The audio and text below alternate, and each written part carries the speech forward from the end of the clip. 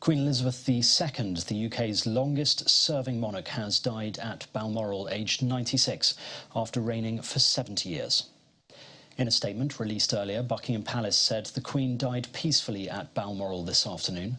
The King and the Queen Consort will remain at Balmoral this evening and will return to London tomorrow. The formal notice that bore the same words attached to the gates of Buckingham Palace earlier, and the flags at Buckingham Palace and 10 Downing Street were both lowered to half-mast.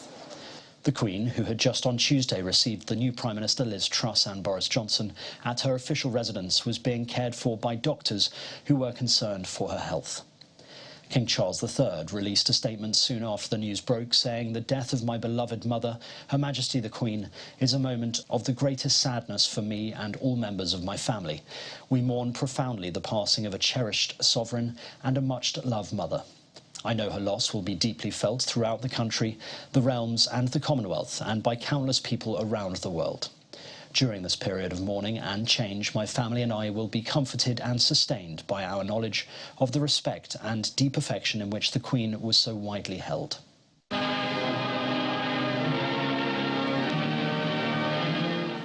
She was the world's oldest and longest-serving head of state.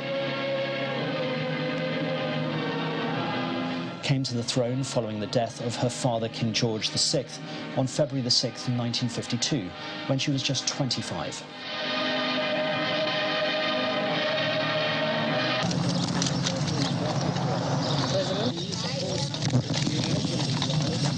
Her tenure as head of state spanned post-war austerity, the transition from empire to Commonwealth, the end of the Cold War, and the UK's entry into and withdrawal from the European Union. And I'm going to be speaking to President, but we think that the last time the monarch attended a cabinet was in 1781.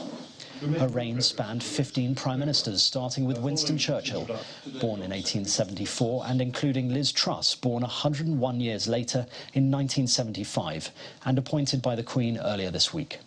She held weekly audiences with her prime minister throughout her reign. The new Prime Minister Liz Truss gave a TV address outside Downing Street, saying the news was a huge shock to the nation and the world. "We are all devastated by the news that we have just heard from Balmoral. The death of Her Majesty the Queen is a huge shock to the nation and to the world. Queen Elizabeth II was the rock on which modern Britain was built. Our country has grown and flourished under her reign. Britain is the great country it is today because of her. She ascended the throne just after the Second World War. She championed the development of the Commonwealth from a small group of 7 countries to a family of 56 nations, spanning every continent of the world. We are now a modern, thriving, dynamic nation. Through thick and thin, Queen Elizabeth II provided us with the stability and the strength that we needed. She was the very spirit of Great Britain. This was the scene earlier outside Buckingham Palace, people singing "God Save the Queen." Good afternoon, everybody.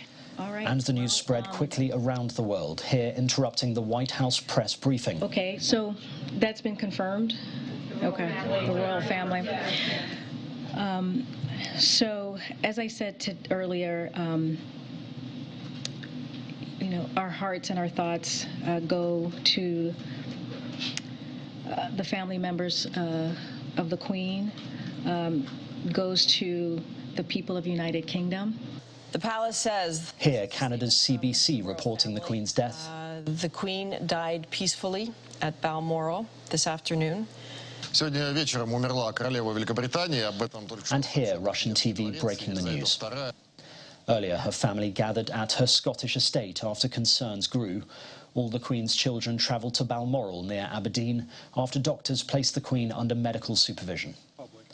With her death, her eldest son Charles, the former Prince of Wales, will lead the country in mourning as the new king and head of state for 14 Commonwealth realms. Queen Elizabeth II, the UK's longest-serving monarch, who has died at Balmoral, aged 96.